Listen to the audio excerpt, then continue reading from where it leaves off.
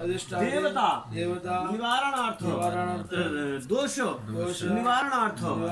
सम पूर्ण फल प्राप्ति निमित्तेन कर्पूर बलिदान कर्म करिष्ये भो भो इंद्रादि दिशम रक्षा बलिं भक्ष मम सा कुटुंबस्य आयुकर्ता क्षेमकर्ता कल्याणकर्ता तुष्टिकर्ता निर्विघ्नकर्ता कल्याणकर्ता वरदा भवतु मम ग्रह आदि दोष सकल बाधा शरीर दोष बाधा निवारणार्थ ग्रह आदि नवग्रह आदि विशेषतः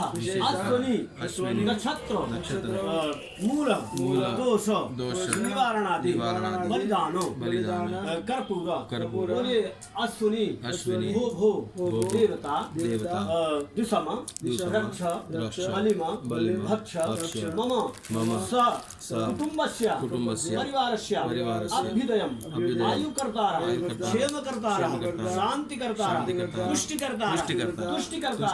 निर्विघ्नकर्तारः कल्याणकर्तारः सुखदाः वरदाः भवतो। छोड़ एक चम्मच जल्दी पूर्व हरि ओम बलिदान महं कर्म छोड़ हरि ओम दसों दिशाओं को कर दिए हरि ओम दसों दिशाओं प्रणाम कर लीजिए हरि ओम आकाशात् पतितं तोयं यथा